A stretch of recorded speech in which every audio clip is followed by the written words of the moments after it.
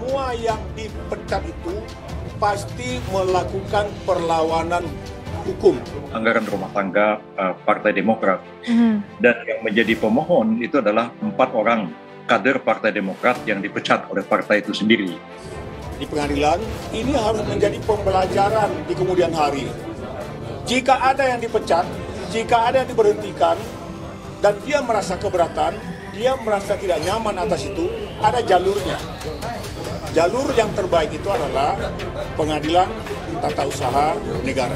Permohonan keberatan pengujian formil dan material atas anggaran dasar dan tidak ada dualisme kepemimpinan dan kepengurusan Partai Demokrat.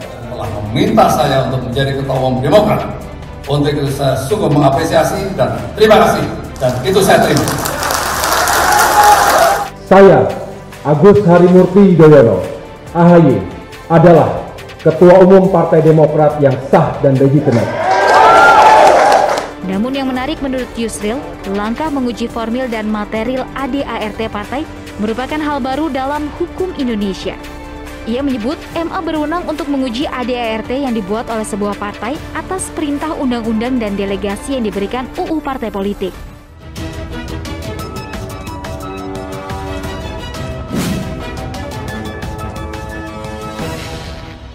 Menanggapi hal ini, politikus Demokrat Andi Arief mengatakan Yusril sedang membangun fiksi terhadap SK Menteri Hukum dan HAM terkait beberapa pasal ADART Demokrat.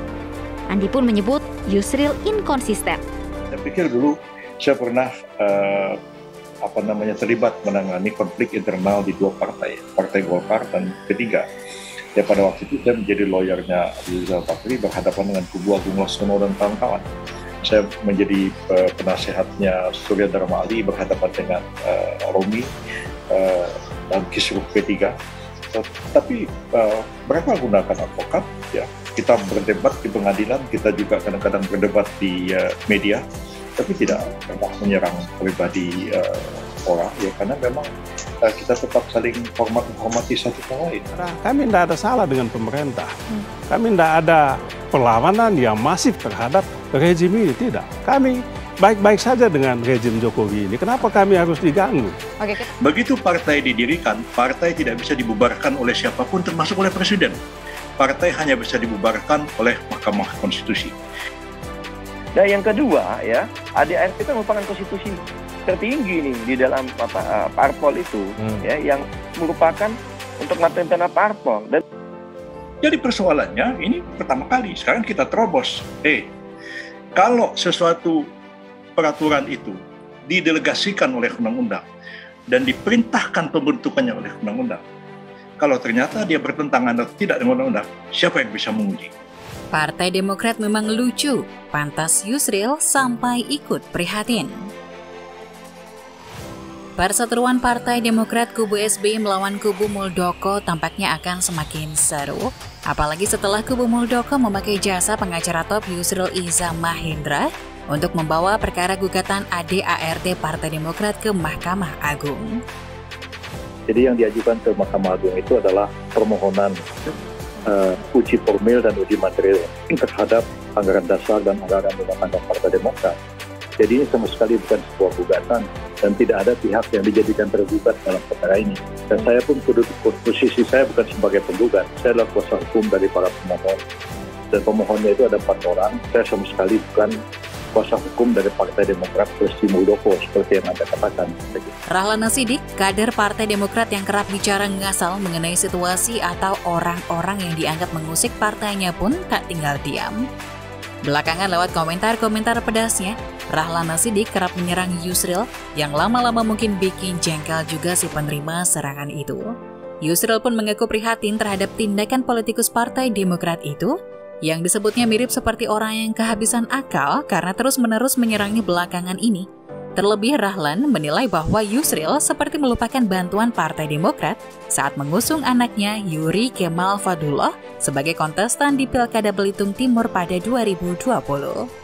Beberapa bulan lalu kok Prof. Yusril tidak berkepentingan terhadap persoalan ini ketika anaknya begitu mendapatkan rekomendasi dari Partai Demokrat untuk maju di Pilkada Belitung Timur. Jadi saya pikir kalau kita mendudukkan persoalan seperti itu, ya ini tidak lari terus diungkit-ungkit soal anak saya dulu pernah mencalonkan jadi bupati terus didukung oleh Partai Demokrat ya. Jadi kalau begitu ya Pak SBY juga jadi presiden kan saya yang dukung juga. Ini telak banget lah, telak gitu. Niatnya mungkin mengungkit-ungkit kebaikan di masa lalu, dia malah lebih hutang budi sama Yusril ternyata. Seperti kata Pak SBY, saya prihatin, saya juga Pak prihatin dengan ocehan Rahlan Nasidik ini. Kayak orang kehabisan akal untuk ngomong, kata Yusril seperti dilansir laman CNN Indonesia. Kalau Pak SBY itu ada stiker Pak SBY itu begini ya, saya prihatin, kata Pak SBY. Ya Pak, saya juga prihatin ini dengan kader-kader Partai Demokrat yang ngomongnya ya aneh-aneh begitu, dan nggak ada argumentatifnya sama sekali. Jadi saya nggak kalah prihatinnya dari Pak SBY sebenarnya melihat perkembangan yang terjadi beberapa hari terakhir ini. Yusril menilai Rahlan seperti orang panik atau malah sudah dalam tingkatan nyaris kalap karena menyerang dirinya terus, lalu menyarankan agar Rahlan, mungkin maksudnya partainya ya, fokus menghadapi perkara gugatan daripada terus berbicara di media. Ada api di pengadilan. Dan saya nggak caci maki orang di rumah. Saya pikir, kalau ada oke, kita lawan.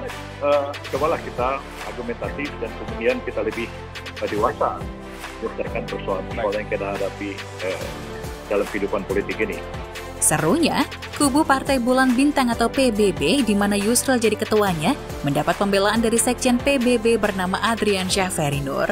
Ia membela Yusril sambil menyebut bahwa kalau tidak didukung oleh PBB, maka SBY belum tentu jadi Presiden RI pada 2004 silam.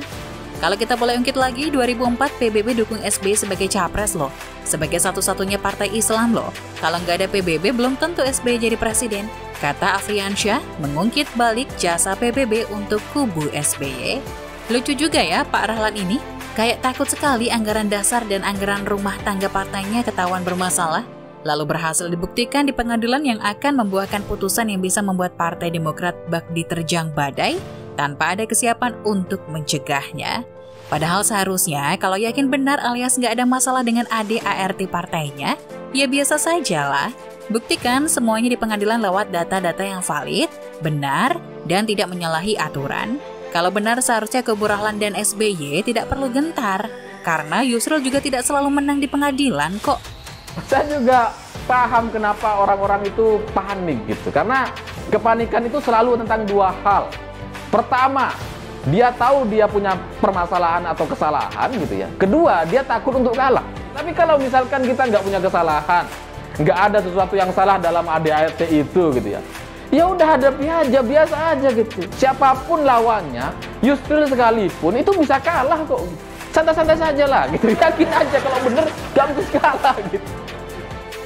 Cuma ya itu, kalau pembelaan Partai Demokrat soal ADART partainya itu lemah, baik secara data maupun argumen dalam memberi penjelasan saat persidangan, siap-siap saja dilumat oleh Yusril dalam persidangan nanti. Nah, bicara soal Demokrat ini memang selalu ada lucu-lucunya gitu. Mungkin berniat mengaburkan fokus dari pihak Yusril yang kini tentu sedang berupaya memikirkan cara membuktikan apa yang salah dengan ADART Partai Demokrat dengan menantang Yusril agar menggugat juga ADART partai lain, tak cuma Partai Demokrat. Silakan ketawa dulu sampai mules, karena memang lucu dan tidak bermutu soal tantangan ini yang lagi-lagi disampaikan oleh Rahlan Nasidik. Ya nggak apa-apa itu, risikonya seperti itu. Ya saya hadapi aja. Ya. Jadi ya secara hukum ya saya hadapi ya. Kalau secara politik ya, kalau saya diserang terus saya terpaksa saya membela diri. Tapi kalau saya nggak akan nyerang orang lain. Sampai hari ini saya nggak nyerang orang. Baik. Saya ngomong lurus-lurus saja dari segi hukum, ya dari segi konstitusi seperti inilah. Dan saya yakin bahwa elit Partai Demokrat ya para sesepuh ya kita pasti tidak akan ngomong seperti itu. Yang ngomong ya paling Andi Arief, paling dia Rahlan Nasidik dan yang lain-lain ya. Kadang-kadang sih saya nggak perlu terlalu serius juga mendekati omongannya mereka gitu ya. Wong Yusril ini kan dipilih menjadi pengacara bagi Demokrat hasil Kongres luar biasa dengan mengajukan judicial review ke Mahkamah Agung terhadap ADART Partai Demokrat. Malah disuruh menggugat ADART partai lain. Sabar dulu, kenapa Pak Rahlan? Satu kasus dulu dituntaskan. Nanti kalau judicial review berhasil, lalu partainya Rahlan masih digonjang-ganjing bahkan bila perlu menjadi kenangan masa lalu, barulah Yusril bisa fokus dengan masalah partai lain. Dengan catatan, mereka membutuhkan bantuan pengacara untuk kasus tertentu. Itu juga kalau memang ada masalah soal ADART partai lain. Lalu Pak Yusril mau didaulat menjadi pengacara untuk melakukan judicial review ADART tersebut. Lah kalau sama sekali tidak ada masalah, ya kenapa pula kau suruh Pak Yusril mencari-cari kesalahan yang mungkin tak semudah yang akan ditemukan di dalam ADART partai berlambang Mercy itu? Ini lucu bagi saya gitu. Karena partai lain kan gak ada masalah. Yang bermasalah itu Partai Demokrat, yang mencat-mencatin kadernya, yang mencat-mencatin pendirinya gitu ya, pendiri partai dipecat-pecatin seperti Marzuki Ali, Joni Marbun dan seterusnya gitu ya. Itu Partai Demokrat. Makanya kemudian ada permasalahan dan coba mau di-review gitu. Nah, kalau partai lain kan nggak ada gitu. Ada-ada saja sih memang partainya Pak SBY ini, juga kelakuan kader partainya. Soal kudeta, soal pengambil alihan partai dan seterusnya itu memang sangat dekat sekali dengan SBY. Jadi kalau saya mau bisa bilang begitu, sebenarnya AHY hari ini itu mendapatkan karma dari cerita-cerita atau perlakuan sikap-sikap bapaknya dulu gitu. Benar kalau Pak Yusril merasa ikut prihatin dengan partainya Bapak Prihatin Nasional itu, karena kondisi partainya Mas AHY itu belakangan memang kian memprihatinkan.